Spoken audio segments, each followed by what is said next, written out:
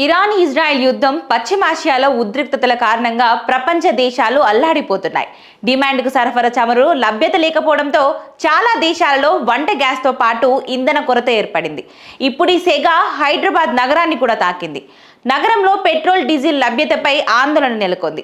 జనం బంకుల ముందు బారులు తీరుతున్నారు. దీనికి కారణం స్టాక్ అయిపోయి కొన్ని ప్రాంతాలలో పెట్రోల్ బంకులు మూతపడడం. గత 2 రోజులుగా నగరంలోని పలు చోట్ల పెట్రోల్ బంకులు మూతపడ్డాయి.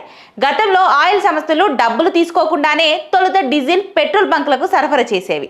స్టాక్ సేల్ అయ్యాక 1-2 రోజుల తర్వాత బంకుల యజమానులు ఆయిల్ సంస్థలకు తిరిగి డబ్బులు చెల్లించేవారు. కానీ 3-4 రోజులుగా పరిస్థితి పూర్తిగా మారిపోయింది. ఎంత ఇంధనం కావాలంటే ఆ మేరకు డబ్బులు చెల్లిస్తేనే పెట్రోల్ డీజిల్ సరఫరా చేస్తామని ఆయిల్ సంస్థలు స్పష్టం చేస్తున్నాయి. కాగా ఆయిల్ కంపెనీలు ఉద్దేశపూర్వకంగానే ఇబ్బందులకు గురి చేస్తున్నాయని బంకుల యజమానులు ఆరోపిస్తున్నారు.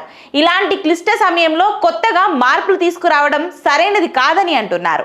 ఇక ఆయిల్ కంపెనీలు పెట్రోల్ బంకుల మధ్య ఏర్పడిన వివాదంతో హైదరాబాద్ నగరంలో పెట్రోల్ బంకులు మూతపడుతున్న పౌర సరఫరాల శాఖ చోద్యం చేస్తుందని బంకుల యజమానులు వాపోతున్నారు. పెట్రోల్ డీజిల్ కు కొరత లేదని చేతులు దులిపేసుకుంటున్నారని తప్ప కావలసిన చర్యలు తీసుకోవడం లేదని విమర్శిస్తున్నారు. కాగా హైదరాబాద్ నగరంతో పాటు తెలంగాణలో ఎక్కడా పెట్రోల్ డీజిల్ వంట గ్యాస్ కొరత లేదని పౌర సరఫరాల శాఖ అధికారులు చెప్తున్నారు. డిపోలలో తగినంత ఇంధనం ఉందని అంటున్నారు. అంతేగాని ఎక్కడా పెట్రోల్ డీజిల్ కొరత లేదని, సరఫరాలోనూ ఎలాంటి లోపం లేదని పౌర సరఫరాల శాఖ క్లారిటీ ఇచ్చింది.